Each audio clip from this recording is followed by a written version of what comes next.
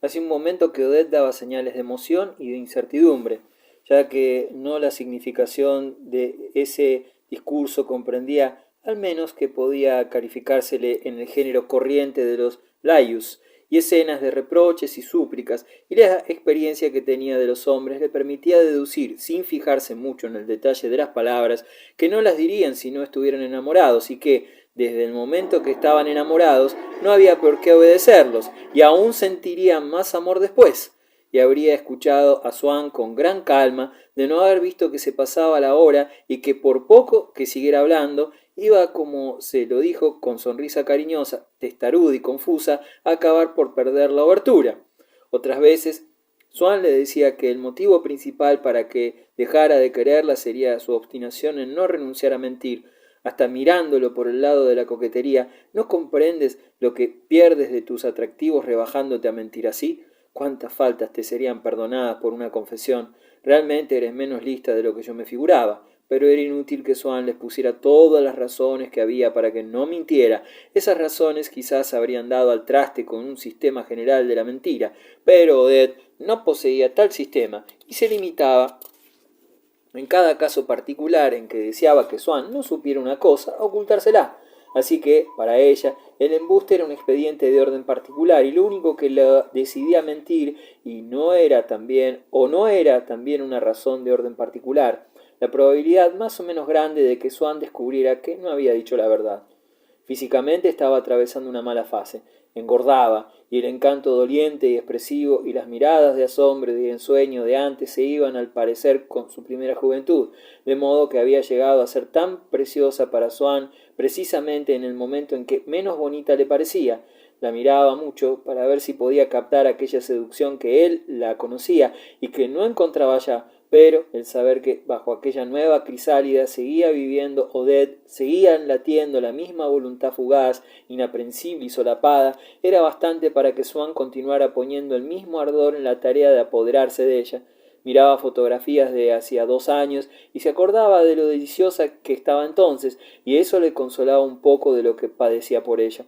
Cuando los Verdurin la llevaban a Saint-Germain, a Chateau, a Melun, muchas veces, si hacía buen tiempo, proponían que se quedaran todos a dormir allí para volver al otro día. La señora de Verdurin procuraba aplacar los escrúpulos del pianista que se había dejado a su tía en París. No, si se alegrará mucho de pasar un día sin verle. ¿Cómo se va a alarmar si sabe que está usted con nosotros? Además, yo cargo con la responsabilidad. Pero si no lo lograba, el señor Verdurin se marchaba por aquellos campos en busca de una oficina de telégrafos o de un chico de recados, después de preguntar quiénes eran los fieles que tenían que avisar a sus casas. Odette le daba las gracias y le decía que no tenía que telegrafiar a nadie, porque ya tenía dicho a Swann, de una vez para siempre, que telegrafiándole así, a la vista de todos, se comprometía. A veces la ausencia duraba varios días y los Verdurin la llevaban a ver los sepulcros de Dreux o a Compiègne, a admirar por consejo del pintor las puestas de sol en el bosque, y se alargaban hasta el castillo de Pierrefonds. Pensar que podría visitar monumentos de verdad conmigo, que me he pasado 10 años estudiando arquitectura y que recibo a cada momento súplicas para acompañar en una visita a Beauvais o a Saint-Luc-de-No, a personas del primer orden, sin hacer el menor caso, y que en cambio iría por ellas con mucho gusto, y se va con animales de lo peor, a extasiarse sucesivamente ante las deyecciones de Luis Felipe y de Viollet-le-Duc. Para eso no hay que ser artista, y no se requiere un olfato especial para no ir a veranear en esas letrinas, como no sea por ganas de oler excrementos. Pero cuando Odette se marchaba a Dreux o a Pierrefonds, sin permitirle que él fuera por otro lado, porque eso haría muy mal efecto, según decía Odette, un día se Swann en la más embriagadora novela de amores, la guía de ferrocarriles, que le enseñaba los medios de que disponía para correr a su lado por la tarde, por la noche, hasta aquella misma mañana, y de la que sacaba algo más que los medios disponibles para ir hasta Odette, la autorización de hacerlo, porque al fin y al cabo ni la guía ni los trenes se habían hecho para los perros. Si se ponía en conocimiento del público por medio de impresos que a las 8 salía un tren que llegaba a Pierrefonds a las 10, es porque el acto de ir a Pierrefonds era perfectamente lícito y no requería el permiso de Odette, y era también un acto que podía tener otro objeto distinto del deseo de encontrar a Odette, puesto que muchas gentes que no conocían a Odette lo hacían a diario, y en número bastante, como para que valiera la pena encender las calderas de la máquina. De modo que, en fin de cuentas, si a él le daba la gana ir a Pierrefonds, no iba a ser Odette quien se lo impidiera, y justamente aquel día tenía ganas de ir. Y habría ido de seguro, aunque Odette no existiera. Hacía mucho tiempo que deseaba formarse una idea concreta de los trabajos de restauración de Viollet-le-Duc, y con aquel tiempo tan hermoso sentía un imperioso deseo de pasearse por el bosque de Compiègne. Y era tener mala suerte el que Odette le hubiera dado precisamente el sitio que le tentaba hoy. Si se decidía a ir, a pesar de su prohibición, la vería hoy mismo, pero mientras que si se hubiera encontrado en Pierrefonds con una persona indiferente, Odette le habría dicho alegremente: «Ah, con que usted está por aquí», invitándole a ir a verla al hotel en donde se alojaba con los Verdurin. En cambio, si le veía a él, a Swann, se molestaría, creyendo que le había seguido. Le querría menos, quién sabe si no volvería la cabeza al verle, de modo que ni viajar puedo, le diría a la vuelta, cuando en realidad él era el que ni siquiera podía viajar.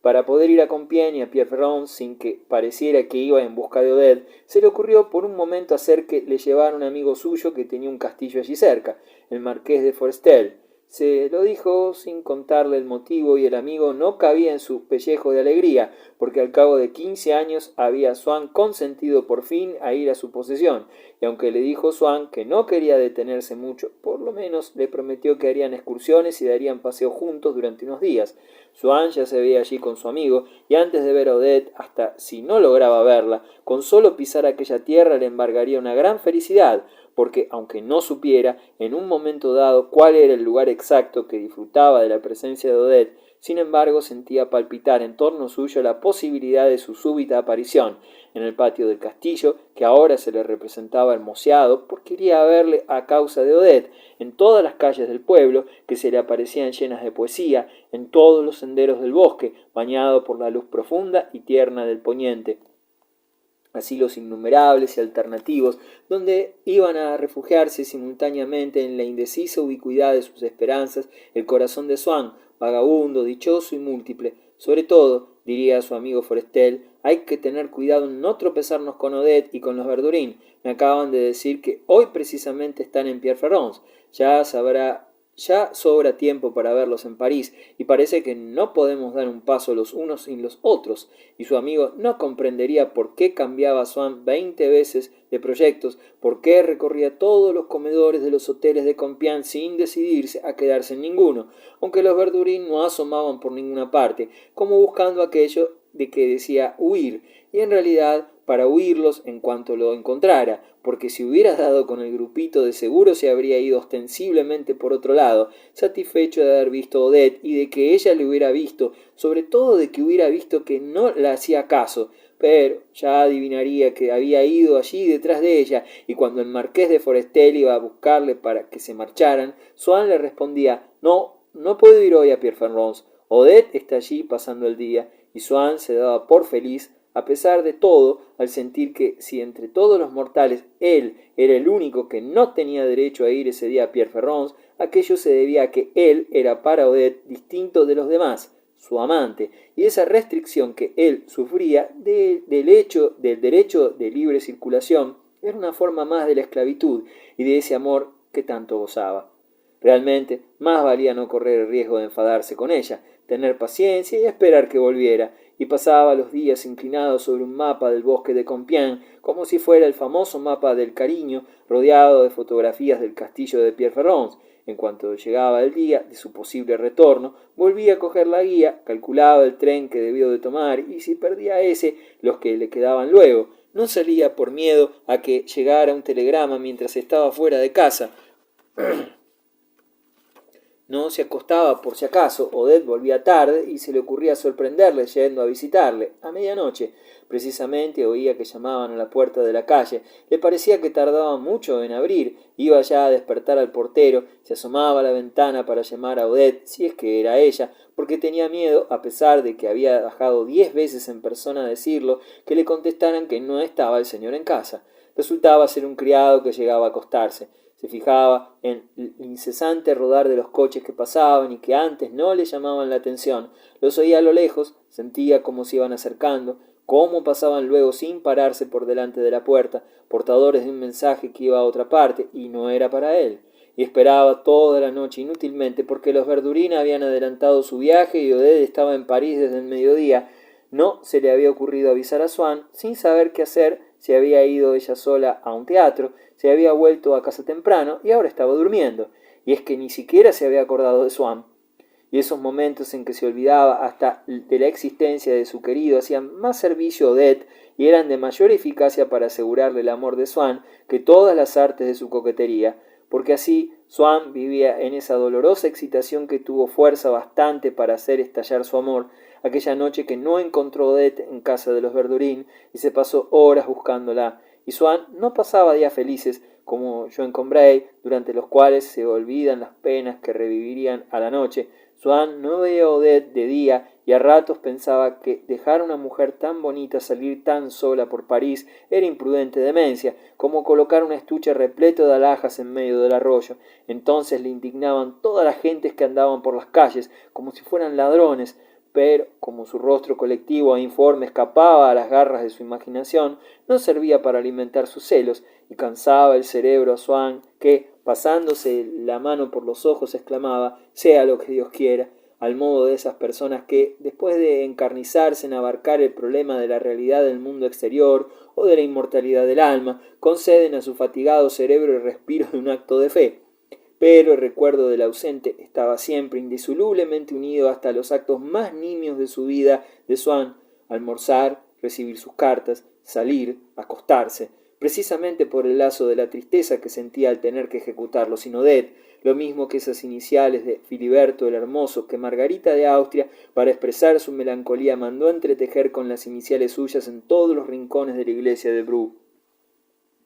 Muchos días, en lugar de comer en casa, se iba a almorzar a un restaurante de allí cerca, que antes apreciaba mucho por su buena cocina, y al que ahora iba únicamente por una de esas razones místicas y ridículas a la vez, que suelen denominarse románticas, y era que ese restaurante, que aún existe, se llamaba lo mismo que la calle donde vivía Odette, La Perouse. Algunas veces, cuando hacía una excursión corta, no se preocupaba de comunicarle que había vuelto a París hasta unos días después, y le decía sencillamente, sin la precaución de resguardarse, por si acaso, tras un trocito de verdad, que acababa de llegar en el tren de aquella mañana. Las palabras aquellas no eran verdad, al menos para Odette eran embustes sin consistencia, sin punto de apoyo, como lo habrían tenido a ser verdades en el recuerdo de su llegada a la estación. Hasta era incapaz de representárselas en el momento de pronunciarlas, porque lo impedía la imagen contradictoria de la cosa eternamente distinta que estuvo haciendo en el mismo momento en que ella decía que estaba bajando del tren. Pero, por el contrario, en el ánimo de Swann se incrustaban aquellas palabras sin encontrar obstáculo alguno y adquirían la inmovilidad de una verdad tan indudable que, si un amigo le decía que él llegó también en ese tren y que no había visto a Odette, se quedaba Swann tan convencido de que su amigo se equivocaba de día o de hora, porque sus palabras no coincidían con las de Odette. Estas solo le habrían parecido falsas en el caso de haber desconfiado anticipadamente de que eran verdad. Para que Swann creyera que su querida mentía, se requería como condición necesaria la sospecha previa. Entonces todo lo que decía Odette le parecía sospechoso. Si le oía citar un nombre, es que era seguramente el de uno de sus amantes, y forjada esta suposición pasaba semanas enteras desesperado, y una vez hasta anduvo en tratos con una agencia policíaca para enterarse de las señas, idas y venidas de aquel desconocido que no le dejaría vivir hasta que se marchara de París, y que resultó ser un tío de Odette que hacía más de 20 años que había muerto. Aunque Odette no le permitía que fuera a buscarla a sitios públicos, porque decía que eso daría que hablar, ocurría que a veces se encontraban en una reunión donde estaban invitados los dos, en casa de Forcheville, en casa del pintor o en un baile benéfico dado en algún ministerio. La veía, pero no se atrevía a quedarse por miedo de irritarla, ya que creyera que estaba espiando los placeres que disfrutaba al lado de otras personas, placeres que, mientras que volvía él solo e iba a acostarse con la misma ansiedad que yo sentiría años después en Combray, cuando él estaba invitado a cenar en casa, se le figuraban ilimitados porque no los había visto acabar.